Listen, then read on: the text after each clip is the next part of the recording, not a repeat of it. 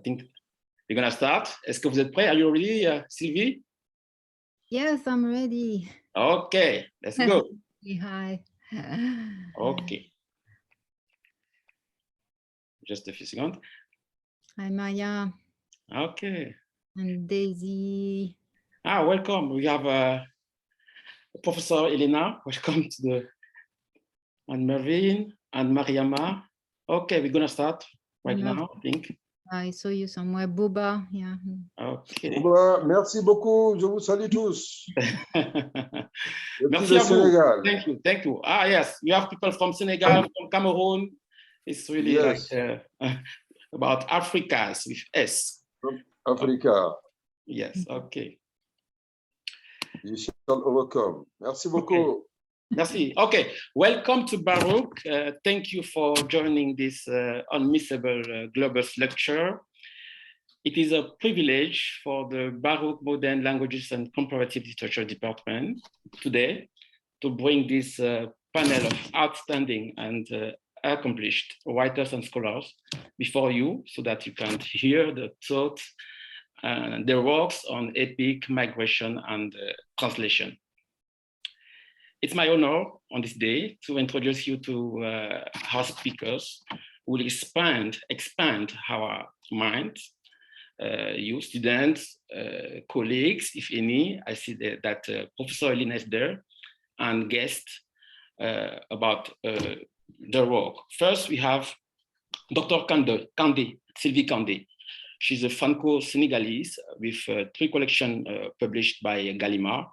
One of them, The Never-Ending Quest for the Other Shore, is published by Wesleyan University Press and translated into English by Alexander Dickow. Is the reason why what our lecture will be centered around.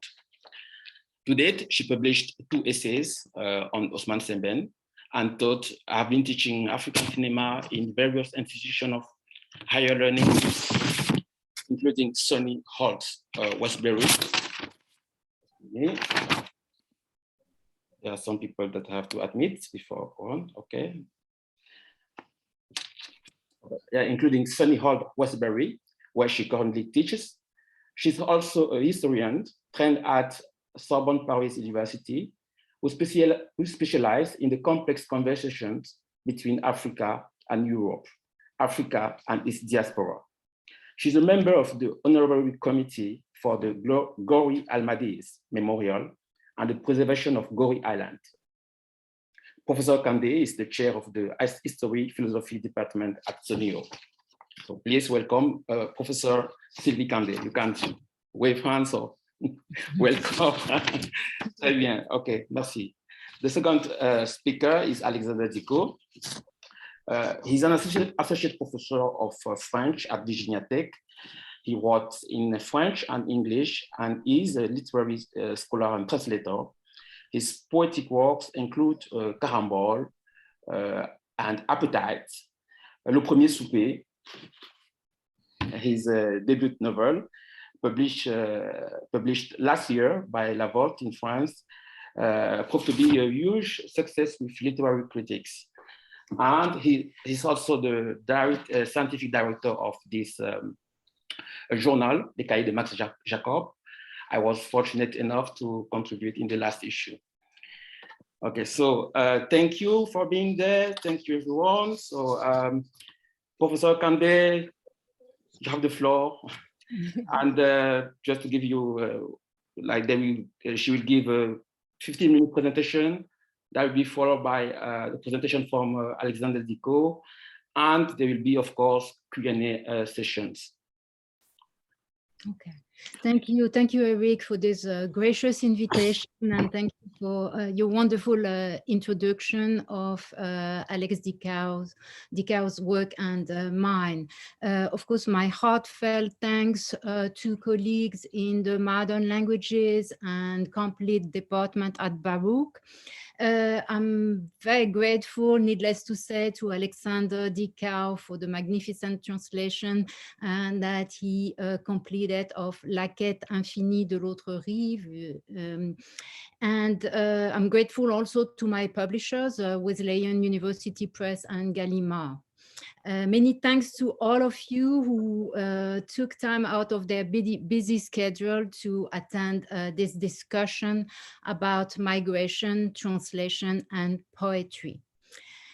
What is poetry? As you know, it is almost impossible to define, but provisionally we could see it as a series of projects led by a hubristic desire to push the language beyond its limit, namely beyond its mere function of communication, a desire to have the language signify in a way that demands a complete commitment to words and even to the blanks between the words. A desire to use this new, crisp, and at times cryptic language to access another manner of truth, a poetic truth.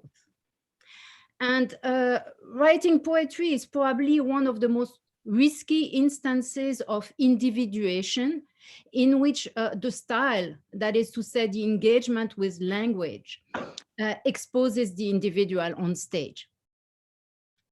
So if we adopt this provisional definition, and then the never-ending quest for the other shore can be understood as the poet's long and perilous journey across language, its tempest and moments of dead calm, the poet's solitude and repetitious gestures as she embarks on an uncertain project, drifting away from all things literal and conspicuous in an attempt to reach the other shore, that is to say, to make the poem land, and meanwhile to touch the heart and soul of readers and listeners who do not necessarily share the same references and do not constitute a pre-established community of readers.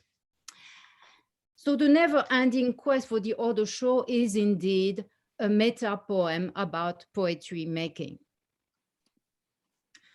However, this long narrative poem is not formalist in intent. I did not adopt an art for art's sake type of approach or search to devise a ceremonial language that would be an end to itself. Rather, the creative thrust of this poem was a pang of distress I experienced when I began reading reports on African migrants crossing the Mediterranean and part of the Atlantic on precarious boats that too often capsized.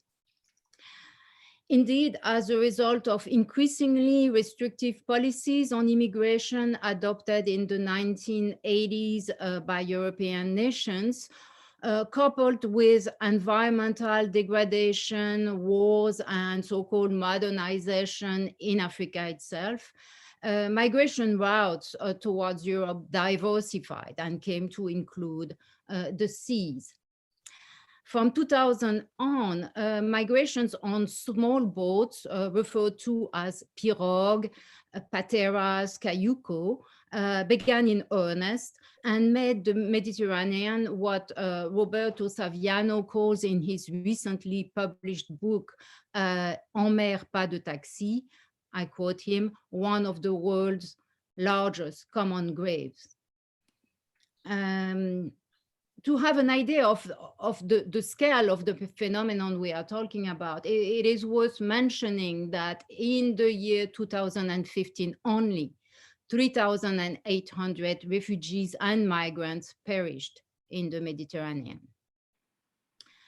The resemblance between this contemporary tragedy and that of the transatlantic slave trade, two massive losses of Black lives, struck me right away and even began haunting me. While most African migration take place in Africa, on the continent itself, while out of Africa migrations are mostly legal, media have by and large emphasized the migrants destitute and undocumented condition. Sometimes they emphasize the danger that they would represent for national security and the economic cost of their rescue at sea. Therefore, I went to literature for comfort and discomfort, for reassurance and more questions. And I found, among other writings, Derek Walcott's poem, "The Sea is History." And I will quote from this poem. "What are your monuments, your battles, martyrs? Where's your tribal memory? Sirs, in that great vault, the sea. The sea has locked them up. The sea is history." End of quote. And I resolved to erect a monument of words to those who failed and those who succeed to reach the other shore by sea. At some point in the course of a research I made on Amadou Nkrumah, the novelist, and medieval Mali, actually the representation of medieval time in his work, I found in a corpus of early Arabic sources for West African history, a remarkable text on Mansa Musa, the emperor of Mali, who was on his Hajj, on his pilgrimage to Mecca, and the year was 1325. He's at this occasion interviewed by the governor of Cairo, who wants to know everything about Mali, the local practice of Islam, the way Mansa Musa ascended the throne. According to the Arab historian Al-Umari, who wrote the report, Mansa Musa would have said, and I quote, the passage, "The king who was my predecessor, refusing to believe it was impossible to discover the extreme limit of the ocean, burned with the desire to do so." End of quote. Abu Bakr II would have then launched 2,000 pirogues for him and his men, entrusted the stewardship of Mali to Mansa Musa, and left, never to be seen again. And I was deeply moved, of course, by this story that is very reminiscent of the King Sebastian, for instance, of Portugal, but mostly by the beauty and the power of the alleged words uttered by Abu Bakr II and their ability to shine through translation, transcription, and time. Because there's only one primary source related to Abu Bakr II, repeated over and over by various writers, this character remains an apocryphal figure for historians. Yet this dearth of archival material actually gave me free rein to imagine him as I chose to. Of course, I cannot recall when the connection was made between the two stories I evoked. I'm not sure when the analogy crystallized. And I am, by the way, completely aware that what I'm retelling you now is an a posteriori reconstruction of my creative process. So this is to be taken with a grain of salt. But ultimately, I had now, through the story of Abu Bakr, a prism through which I could interpret contemporary migration in another way. So in the never-ending quest for the other shore, I posit that the rowers of the past and the passengers of today's motorized boats experience untold sufferings in the name of some value, of the same values, namely an exacting notion of honor that is tied to the family name, a sense of abnegation and self-sacrifice, and a test for the unknown. Migration is not just a right, it is an initiation and it is a gift to the world.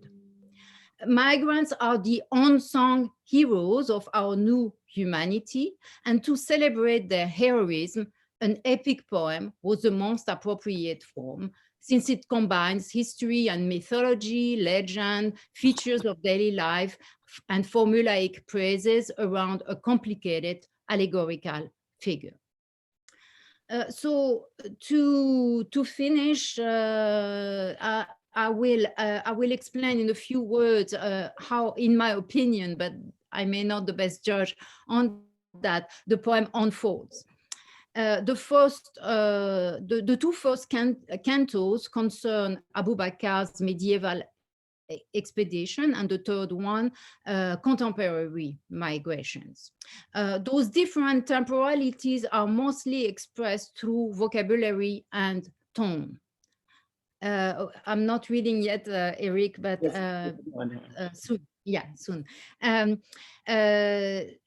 So the first canto revolves precisely around the notion of honor. Theoretically, it rests on Edouard Glissant's insight that an epic poem celebrates not a triumph, but a defeat by which a community coalesces. So in the first canto, then all hope is lost, okay? And yet Abu Bakr's men and women, I put women in the boat, and they are strong and they are independent. So men and women continue to row, even as their leader metamorphoses under their very eyes. The griot, so the memorialist who comes along on the trip, sings the praise of those who are about to die.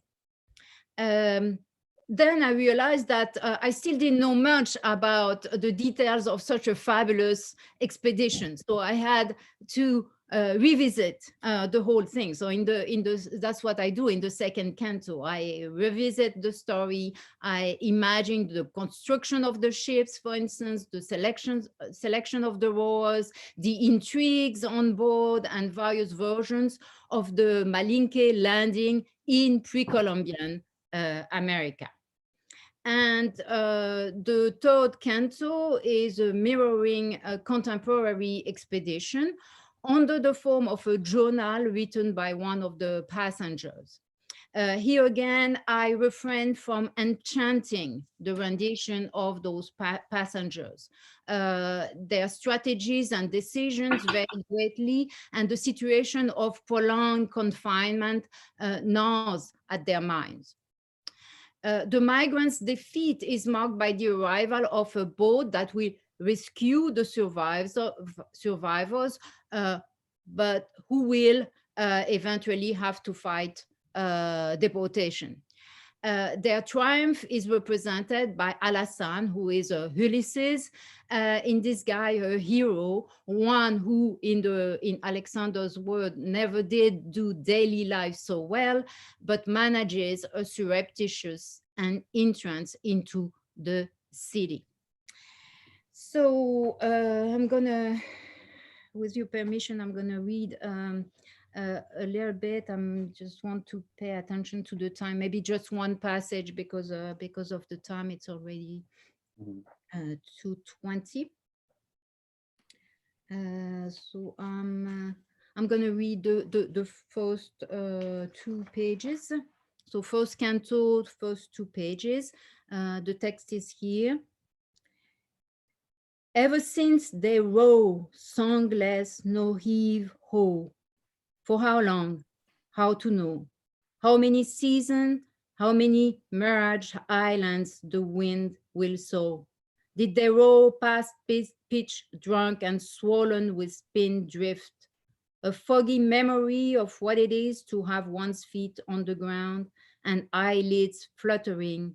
They heed nothing at present, but the wave that goes, slips away and returns. Country folk who made themselves belated mariners, their bodies cadence them to cleave with the oar's tinted tip the purple mounds of the great salt savanna, which no furrow marks, where no seed takes root, but to say the sea, earthly words are little suited. At the point of the dream, there were a myriad, no less and no more, to cross the coral barrier in laughter with its vermilion flowers. There remain but 3 barks adrift, full, so full to the point of capsizing. With paddling, their arms have become paddle, hard driven in their brown and knotted trunks, and their salt-eaten feet are now no more than stumps that cleave to the hull with the agony of 7 wounds. In their dizzying heights of suffering, they yet find the strength to row. Oh, the arrogant zeal of those who know their death approaches and prefer to gaze beyond what's certain.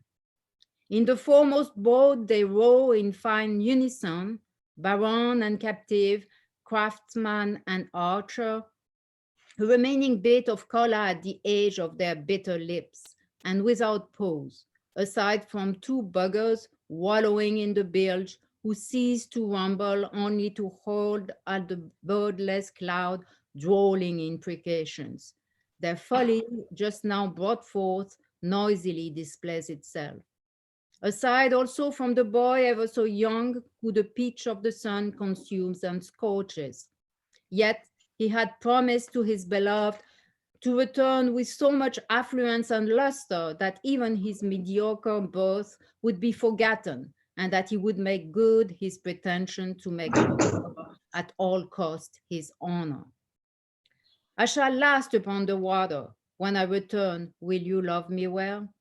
From the second boat, the one on duty for the dead will be requested to sink the child with the slightest ceremony, or else a few prayers. It depends. Taciturn, the other rowers are still pulling hard, all the more firmly, all the more soplily, that effort no longer has an end for now. Such torment in these trials. Thank you. So Alexander, maybe I could very briefly say how we met. We met through another poet, Susan Moore, who told me that you wanted to meet, and we met and we talked about poetry. So Alexander had read some of what I wrote. So what I really like about our relationship this is that poetry that brought us together, and from that point we developed a friendship. So Alexander, the floor is yours. Okay, merci. Thank you so much, Sylvie. And I have a lot of questions. I'm sure that our guests and students have to. Okay, the next, yes, Alexander Ziko will come. Your turn. Come on stage for 10 minutes. That will be followed by an exchange of views between Sylvie and Alexander. Oh, you're muted. Okay. Yes. Okay. Thank you so much, Eric, for your invitation. Thank you, Sylvie, for being with us today, and thank all of you for coming. I'm very grateful for this opportunity. I'm going to read a little bit in a few minutes as well, but I wanted to start by commenting a little bit about what drew me to the poem. I was immediately struck when I actually encountered the initial excerpt was posted by Susan Moore to a listserv that I was on, and I was immediately struck by how lush the language of the book was, and I immediately went and sought it out, and it felt like an instant classic to me, and I thought it was very interesting. There's some interesting innovations in the text. One that's fairly obvious and small but very interesting and ingenious is that the lines mostly don't have punctuation. However, the capital letters at the beginning of the lines will tell you where a development ends. So the capital letters, whether or not there's a capital letter at the beginning of the line, helps organize how the text moves and how you understand the text from one line to the next. And I thought that was very interesting. I don't remember exactly under what circumstances I offered to translate The Never-Ending Quest. And I don't remember if I intended originally to translate the whole thing or if I initially translated just a part of it and then it turned into translating the whole book. But when the excerpt won a runners-up there's a journal called Asymptote. It's a translation journal, translation of world literature, that's very good and that I recommend to all of you to check out. And Asymptote ran the Close Approximations Prize, which was an award for a translation. And the excerpt from The Quest won runners-up in that contest. And it was after that that the project was really launched and that I knew I wanted to translate the whole book. But in addition to the translation, I also wrote an academic article about The Never-Ending Quest. And one of my conclusions was that the book is really pretty sui generis in French contemporary literature. There isn't anything very like it. There are no poets, and especially no women poets, who are writing heroic verse narrative, which is not the case, in fact, in the United States and in English, where you have poets as far back as Elizabeth Barrett Browning, who wrote Aurora Leigh, which is a kind of epic in verse, and then H.D. in the 20th century, who wrote Helen in Egypt.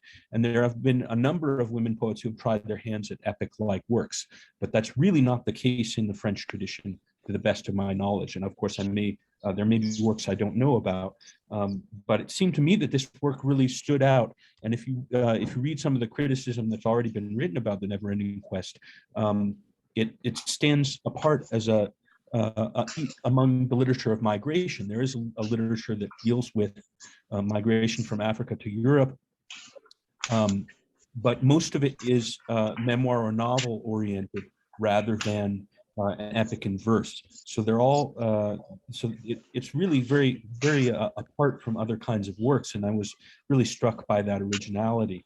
I was also especially interested, both in my article and in reading The Never-Ending Quest, that it's still about heroes, right?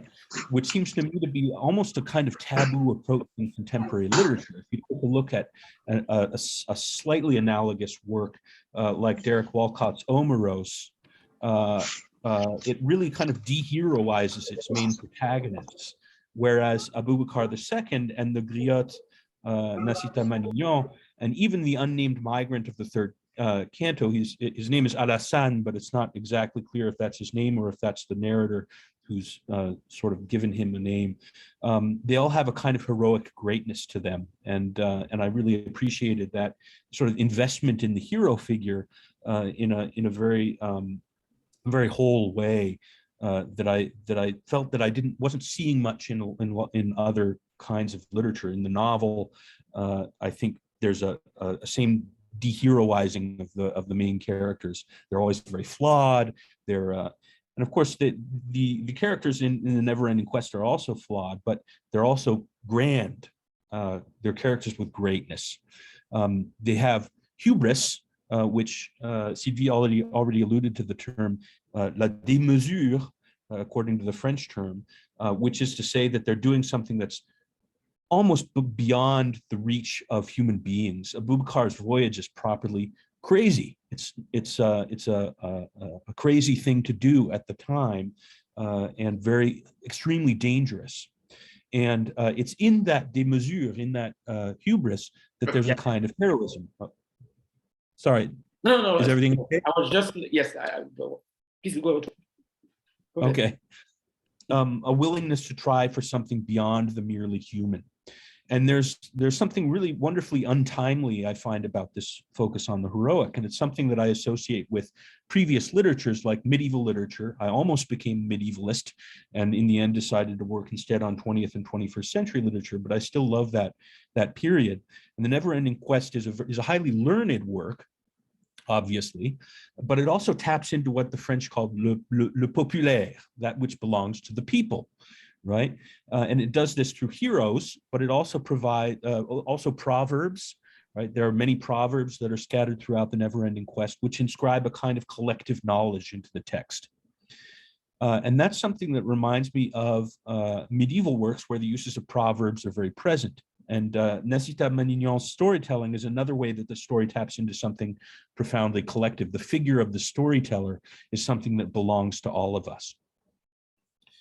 Another thing that I really enjoy about the Never-Ending Quest is the way, contrary to heroizing and making them bigger than life, it also humanizes its characters. Its characters are flawed, but they're also seeking their dignity and their destiny. And that includes the migrants of Canto 3. And this humanizing of marginalized people felt like something that was very necessary to me, especially now. And migrants don't just migrate out of economic desperation or political persecution, although those are, of course, reasons to migrate, but they're also often seeking adventure. I think that Sylvie used the word initiation, and I think that's very much what's at stake in many people's migrations. To conclude, I wanted to say a little word about the translation process in particular. It was, of course, very challenging to translate. Its vocabulary is extraordinarily varied and rich and multilingual, and I had to do a fair amount of research and ask Sylvie a lot of questions about the various vocabulary throughout the text, and found myself looking at African epics, at historians that talk about African epics, along with things more Western European in nature, and I learned an enormous amount in doing this translation, which led to academic research. And one of the things that I ended up doing is actually discovering the Sunjata Epic, which I had intended to read for quite a while, but I finally went and actually read as I was translating the Never-Ending Quest and as I was doing research on it. And so it gave me it allowed me to learn a great deal about African epic that I wouldn't otherwise have not necessarily found the time to learn about. And so it's been an extremely enriching experience from my perspective. And that I can only recommend to anyone to look at not just the Never-Ending Quest, but also the traditions that it rests on. Homer, obviously, but also the Sunjata and many other texts that are involved. So that's I wanted to read a few pages of a scene that I particularly enjoy. And then I have some questions that I thought I might ask Sylvie to start our discussion off. So I'll take a look at the text to read. If Eric is ready for me, I was going to read from page 75 onward. Page? I don't have to.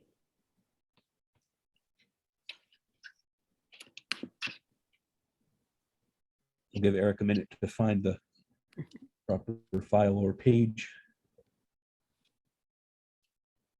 Okay. Once find it, please. I think that was 10-ish minutes. I'm not sure, but hopefully that was a reasonable amount of time. I want to leave enough time for questions, so I didn't want to get too in depth. Please proceed, because I think that this page is not in my document. It's not included in my document. Okay. I'll go ahead and read anyway. I think it's a pretty accessible passage. This is the passage with the betrayal in Canto 2 of one of a man close to Abubakar II, the Chamberlain. Let his name not be not mentioned here. A well-kept secret is the best pledge of harmony. Pressed close to the king as he drank up his words, might he have, as though by mistake from the barge, pushed him under cover of emotion or protocol? Whoever goes haunting the banks has many reasons to drown himself. The uproar is great among the Lapteaux. Nearly all come to cudgel him, to pummel him with 3 blows of the fist, before impaling his proven treachery and coming to the king's rescue. But all men are not equal. It's the yeoman who has 1 arm, who first dives and disappears beneath the waters, followed by a few meager cabin boys, the others with their eyes lurking end up, noticing down in the reddish waters the countless pulse of jellyfish, the fury of porbeagles copulating, and the frenzy of those fallen birds which all fish are, nostalgic for the clouds. That's when a cry rings out, an unnameable cry without restraint. The cry of a clawed beast in agony, the cry of a struck tree, the cry of a need that might suddenly have become imperious. Loyalists and conspirators, you show too much zeal. It does not fall to you to save him. I shall make it my joy. All make way for the vehement lady, glittering amidst the horde. It is Lady Kafuma, the king's twin, ordinarily adverse to disorder, a spindly woman, but with wide palmed hands. Around midnight, when she just barely stretches her thin arms towards the tenebrous sky, a languid moon comes to rest between what she sees as horns. The spellcasters count her as one of their own. And with disport, she dances on the water. Her sullen eye is feared, and it is dreaded and feared is the tracing of her hand. That she should figure upon the imperial bireme, some shall worry no doubt upon it. Yet do they not know that twins are two bodies, one soul guarded by Pharaoh? Let us add that since the return of the sailor, Bakari saw his pallid nights interrupted by backbreaking visions, by brutal ravings. To his manor he summoned a seer of renown, a lefty who never minced his words, master of tracks, paths, and forked roads, marker of permanence and uncertainty. You found me who already awaited you no more. Yet is it right for a king to admit how long seems his wait? What is this dream to which I am damned? Do not fear to let your cowries speak. So there's a flashback from the moment where the Chamberlain pitches the king overboard, and then there's a flashback to his consultation of a seer. So that's a very interesting scene, and the whole episode of the Chamberlain's betrayal is particularly interesting in Canto 2. I guess, Eric, did you want to go? Do I want to go ahead and ask a question of Sylvie, or you want to have a question? Make a quick observation, because just say that the translation led you to academic research, and while reading Sylvie, I've noticed this back and forth between fiction, mythology, history, and even the dedication page is like Joseph Kizerbo, which is a great African historian. So I was wondering if this epic was an attempt to fill a lack of historical resources, because when talking about Abubakar, Mansa Musa, the question that always arises is, do these people really exist? And the question is, maybe archives, fiction can supplement the lack of academic sources. It was just a reflection, maybe Sylvie and yourself can enlighten us about it. Sylvie, do you want to take that one? I think you're still on mute. Sorry about that. Yeah, this is a very interesting question, especially because I'm both an historian and a poet. So, it is not completely accurate that information is missing on important figures of African history. A lot of research has been done, in particular on Mansa Musa, but even in his time, his pilgrimage to Mecca was such a spectacular thing that 50 years afterwards, he figures on the Catalan Atlas, that is created by cartographer in Spain for the use of the French king. And he figures there, I mean, people attempt to represent him, and they know that he is wealthy because he carries in his hand a gold nugget. So this is absolutely extraordinary, because at the time when communications were what they were, 50 years afterwards, he's already part of an illustration that itself probably took 10 years to realize, because it's done with golden leaf and whatnot. So this, I mean, Africa is the land of gold, and it will remain so until slave trade and eventually colonization. So it is fascinating to look at this time that was not connoted by what will happen afterwards and all the possibilities that have been missed, right? So in the case of Abu Bakr II, there has been, you know, a lot of work done, but as I said, you know, as long as there are not at least two sources in history that do not originate from the same point, you know, there is no historical truth. Someone, of course, Pate Diagne wrote about Van Sertima, wrote about Abu Bakr II. Even Jean de Vis wrote a very interesting article on the Africans and the sea, and he said it was not completely impossible that, you know, they, given the what he knew of the time and circumstances, and he was a specialist of medieval Africa. But we cannot prove it. So very often what literature does is, in effect, we could say the same thing for La Kahina, for instance, the leader of the Berbers, you know, who resisted the coming of the Arabs, you know, in North Africa.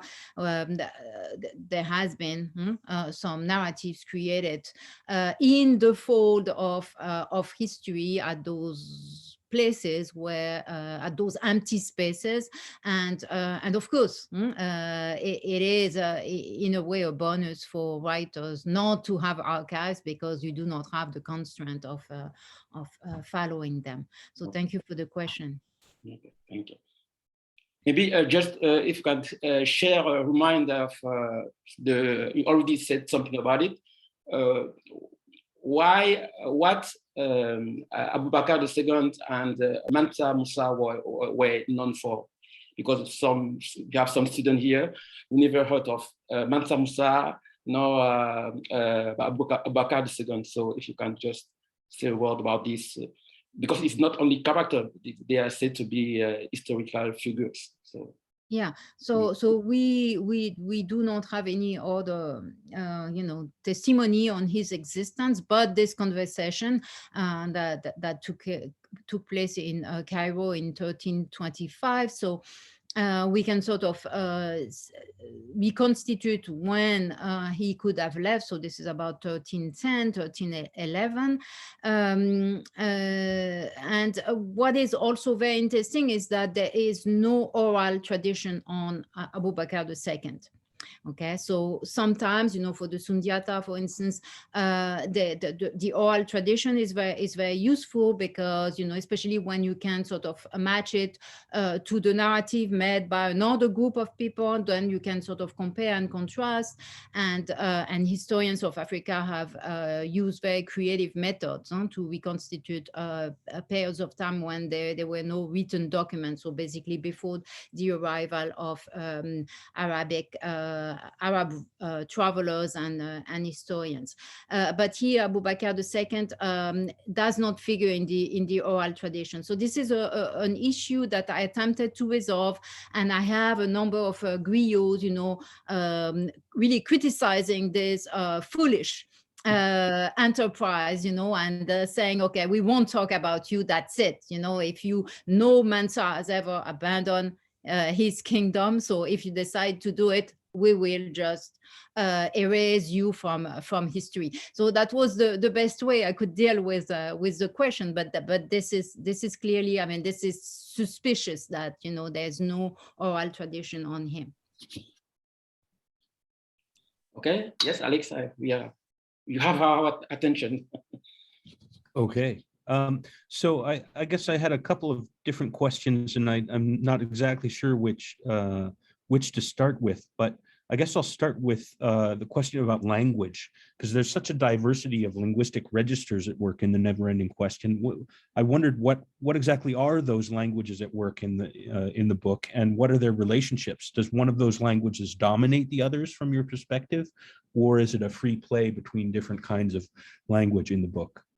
No, I think no, more or less everything is controlled in the narrative. So that, I mean, this is a huge question, because of course the poem is all about language. I mean, all aspects. So there are several goals I gave myself. First of all, not to deliver the truth on Abu Bakr II or anything. So I really rely on chorus, and this is also something that I borrow more or less from the Greek tragedy. I mean, there's always a chorus, that sort of judges and comments on what's going on.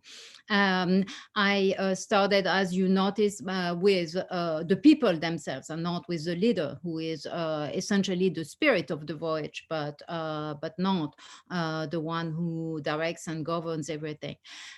So I want those voices.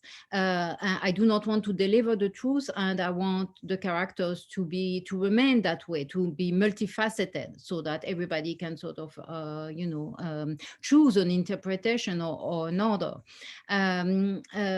With language also, language was the only material I had really to describe temporalities that were so strikingly different. Although the space is the same, the sea, well, I mean, one story takes place in the Middle Ages and another one in contemporary time. So how will I manage to do that without, adding dates and, heavy, contextualization? So I used language.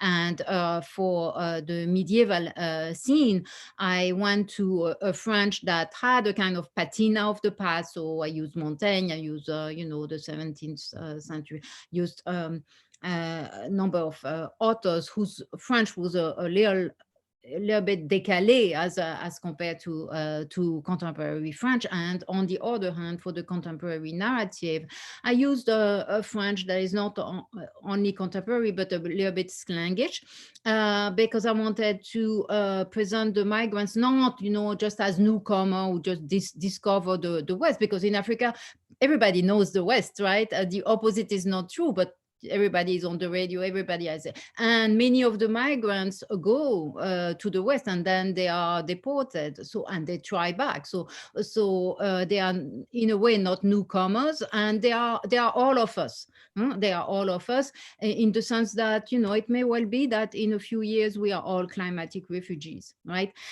So I wanted them to be really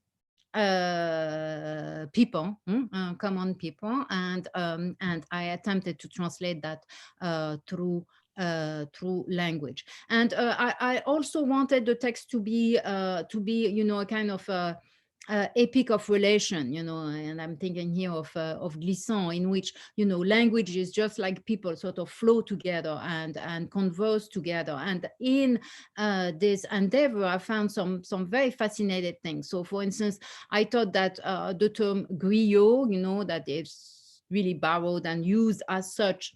We don't know the etymology of the term, but it's used, as such. Well, I mean, there's the equivalent in medieval French. This is the en parlier, the person who speaks for, and this type of things, that just fascinate me.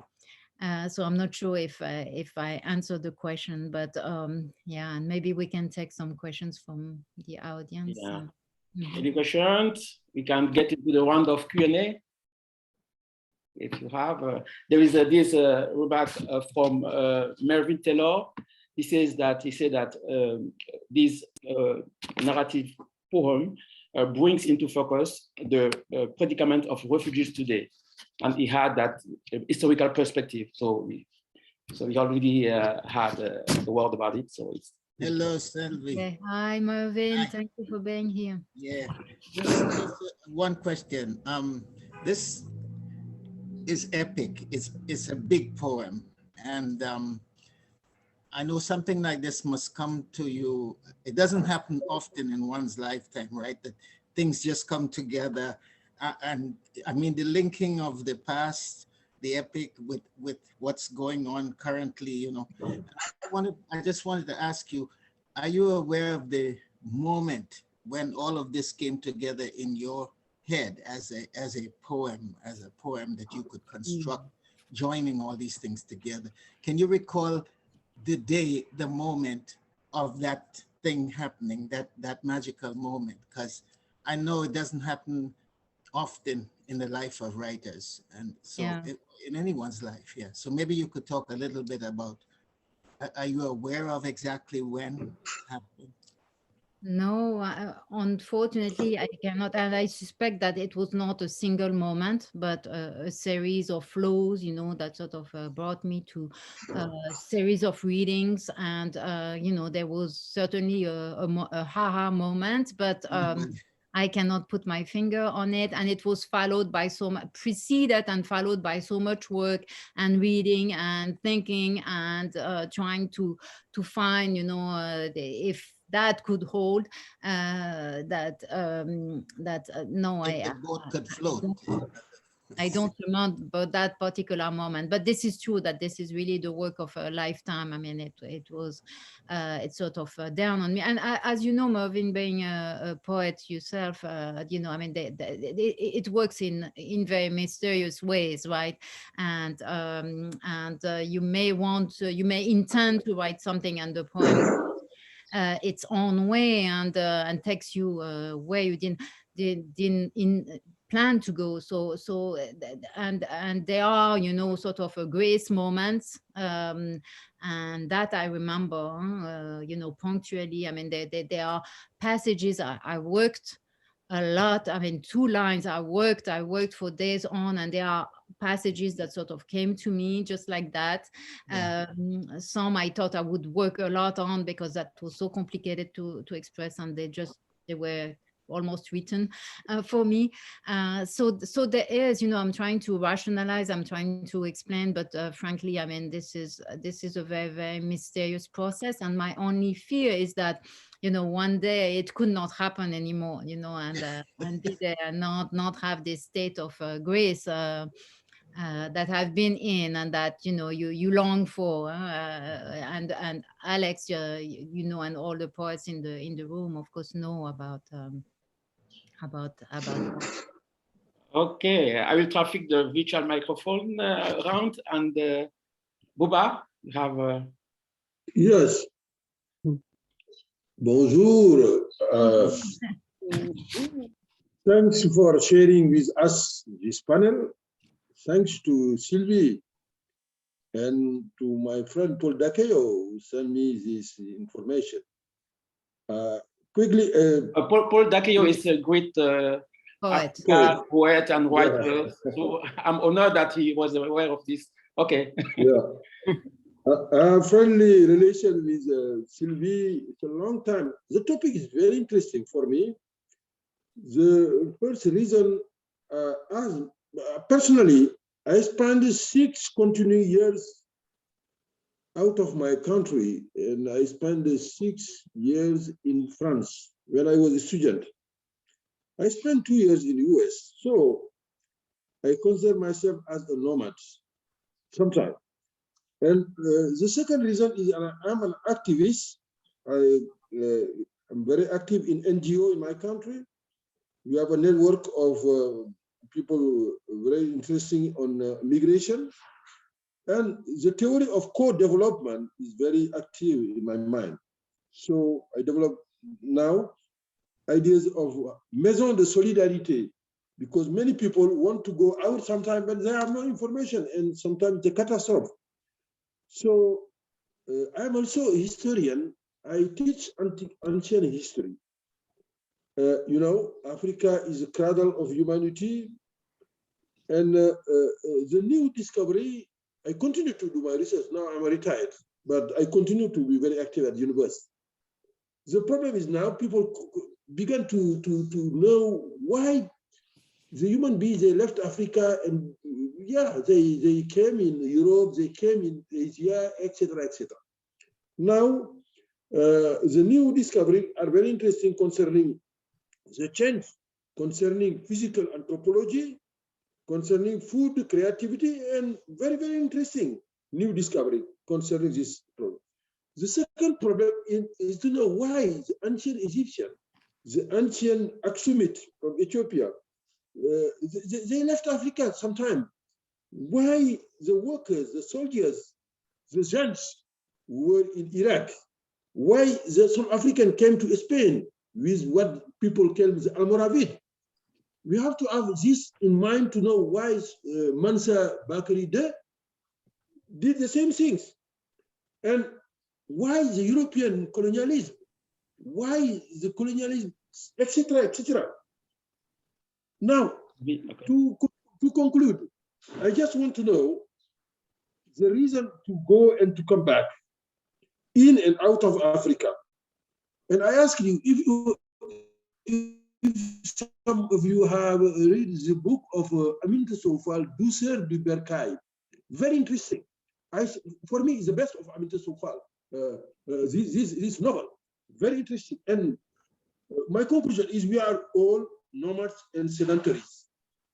The difference in our lives is intensity. Some people are more nomads than sedentaries. Others are permanent sedentary. And this is what I teach to my students.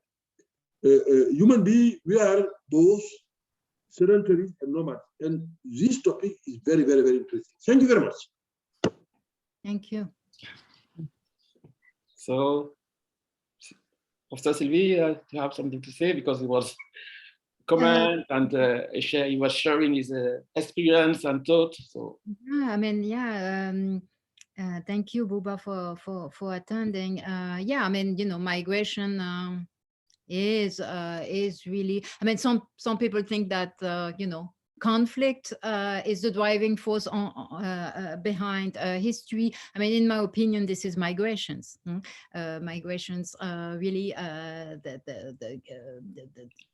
need to be really promoted as such. And if they were, I think that, you know, Africa would be better understood. You know, it's important, its historical role would be better understood, because of course, you know, we could go back to the beginning of humanity to talk about migrations out of Africa. So I think that, you know, the migrant has a very, very important role in terms of disseminating culture. And, you know, one of the best examples of that is what Glissant calls the naked migrant. So enslaved Africans who came forcibly to the Americas. And although they didn't have, in theory, nothing with them, they had so many seeds that they in fact transformed the way the world sings, dance, eats,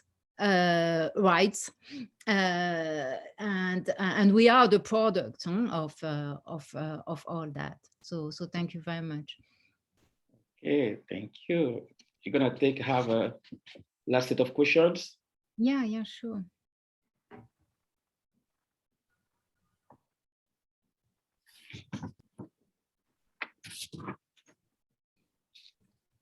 Don't be shy, students. Charisse? Okay.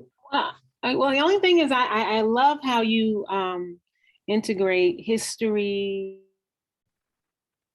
You just bring everything together that happened in history. How does it direct towards the future? What's the future in poetry for this line of thinking? Well, I mean, I think you know, poets are individuals with you know, with very, very jealous of their own territories, and you know, I mean, of course there are movements, but I think those categories are created probably you know, more often than not, they are created a posteriori than so I mean, it's a huge question. There are so many different forms of poetry, but you know, I think that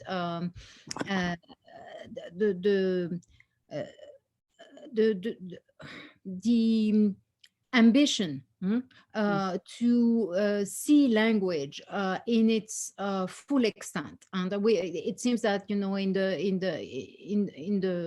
daily life we use a certain amount of language. Communication and technology pushes us in a certain direction where the words are even more limited and more coded. So I think that poetry is a powerful alternative to all that, you know, shows us how words are at the same time very limited and extremely wealthy, and how the responsibility that one has in choosing the words that one uses. And, you know, poetry is about, you know, creating beauty and creating ideas. So, so it is essential to whatever the future may be. Right. So I recently read a text by Amitav Ghosh, you know, on the fact that, you know, too often environmental issues are the preserve of science, right? And it should be part of the imaginary that is conveyed by literature and the arts. And I think that, you know, poetry should take on, you know, all subjects that exist. And I have attempted, right, to incorporate, you know, migration, immigration, refugee status, from text and whatnot in a text. And well, I mean, I attempted to do my share. Okay, thank you so much. Thank you for these sharing of experience, of talent, of everything, because there's Sylvie said that there's an engagement with style, but it's also an engagement with history and an engagement with contemporary history, the great issues of that we are dealing with at this moment. For this reason, I think I will give you the opportunity to saying concluding remark, to giving closing word if you want to, or if there are any other remarks. Maybe the chat. I let Alex the space for the parting words. There is Thomas Mouret who wrote a very interesting remark about what Alexander said. La quête infinie, the never-ending quest, is a singular piece of work and is epic poetic. Like, yes, it's worth saying again, it's like poetry, but a narrative one. It's epic poetic, the quality, an approach to the theme of migration, an approach that, as Sylvie has touched on, consider a period of African history that predates the horrors of colonialism and slavery. Such an approach may be seen as a highly decolonial move. I like this part, in which the author both recognize these traumas but refuses to be fixed by them, opting instead to explore the Atlantic from the point of view of African characters who propel themselves through that space rather than being forced to move by others. And his question, who do Sylvie and Alexander consider to be contemporary peers in poetry or other media? Because you, at many instances, you mentioned communication. Maybe that's why he talked about media, or like poetry, or maybe in scholarship. Who do you consider to be your peers? People who maybe the same goal, or I already have, I have my own opinion, but the question is. I mean, it's very difficult to say because I'm involved in various domains. So and I have some strong opinions. So I'm rarely in agreement with anyone, I'm afraid to say. But you know, the term decolonial, I mean, there would be a whole debate around that. But what I attempted to do in that direction, I'm not sure if I would embrace it wholeheartedly, but in that direction, what I attempted to do is to decolonize the language around Africa, which is that, you know, in my text, you will not have huts, you will not have, you know, a chief, you will not, you have barons, you have, I actually used Western vocabulary and Western medieval vocabulary to apply to Africa. And as a result, you know, it represents, I mean, the representations are completely different. So I really struggle against, you know, a lexicon that is strangely applied only to Africa, right? And that has become derogatory over times, or was even invented by colonization. So tribes, etc., etc. Alex, do you want to answer that question? Contemporary peers and contemporary poetry peers. or other media, like, yes, even I think even in the scholarly ones, the ones that you feel like very. I think that's it's really hard to sort of find a family. I mean, what I think what Sylvie does is really pretty singular in the landscape. I think there are other poets who are doing wonderful things right now. Pascal Petit is a poet that I've been working on lately who does wonderful work. Edith Misika, I'm having trouble pronouncing her name, does wonderful work. So there are a lot of writers out there who are doing exciting things, but I have trouble finding where Sylvie fits. I think, you know, Leonora Miano and Mati Diop might be a possibility. I don't know their work well enough to really say, but I wanted to jump off of Mervin's remark, who says, good poetry ends with a comma, knowing that the rest is being enacted even as we speak and write.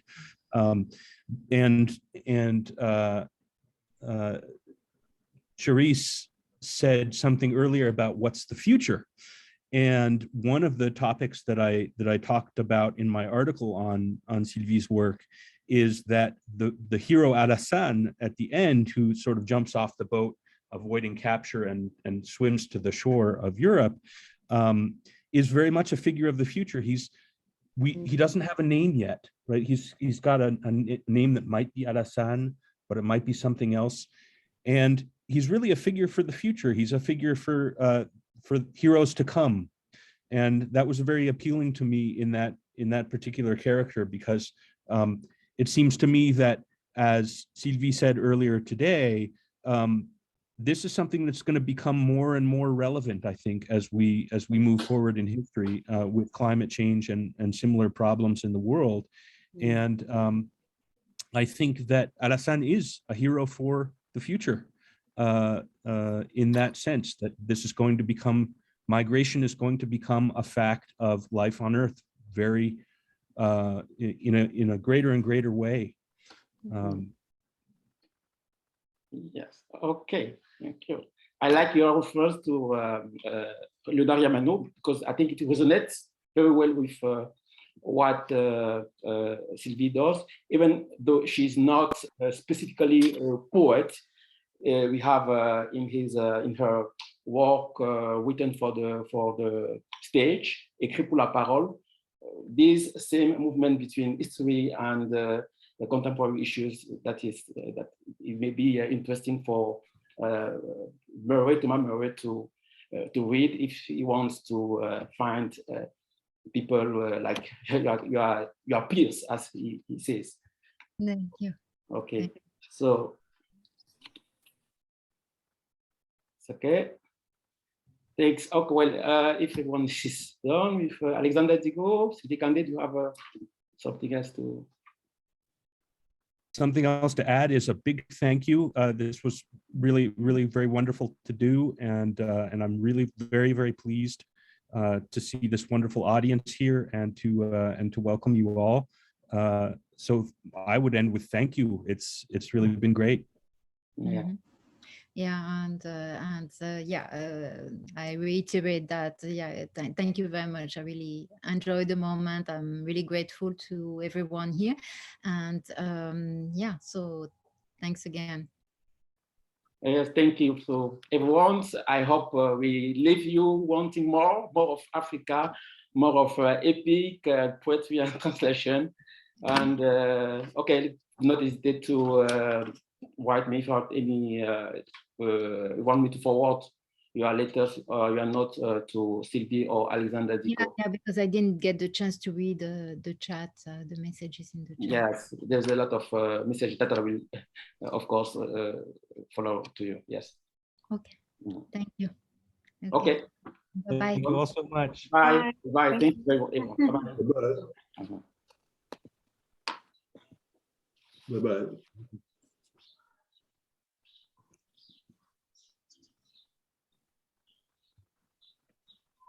Hi, Professor. Hi, Rashida. Okay, bye bye. How are you? I'm good. Okay. How do you find the people are still? Do you have any comment?